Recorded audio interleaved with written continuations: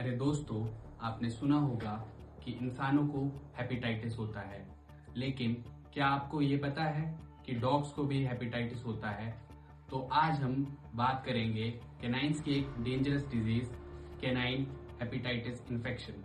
ये एक डिजीज एक वायरस से होती है जिसका नाम है कैनाइन एडिनोवायरस टाइप 1। ये हमारे डॉग के यूरिन, फीसिस और सलाइवा से स्प्रेड होती है।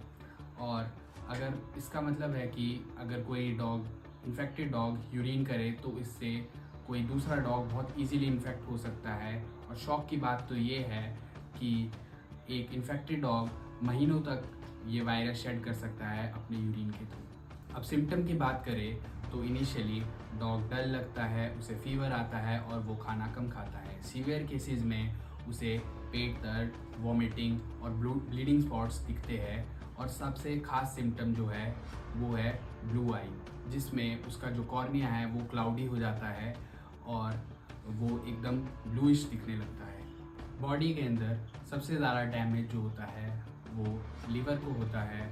इसमें वो एनलार्ज हो जाता है, फ्रेजाइल हो जाता है और हमें एक पैथोग्नोमिक लीजन दिखता है, जिसमें हमारा गॉल ब्लैडर जो है उसमें एडिमा शो होता है।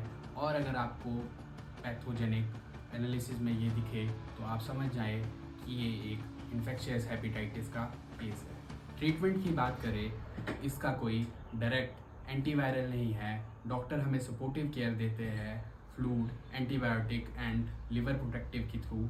लेकिन ये जो इन्फेक्शन है ये प्रिवेंटिव है CAV2 नाम की वैक्सीन से, जो हमें हेपेटाइटिस एंड रेस्पिरेटरी इन्फेक्शन से बचाता है बिना ब्लू आई कॉज किए हुए। तो दोस्तों, एक सिंपल लेसन, अपने डॉग का वैक्सीनेशन टाइमली कराओ, उसे डेडली डिजीज से बचाओ।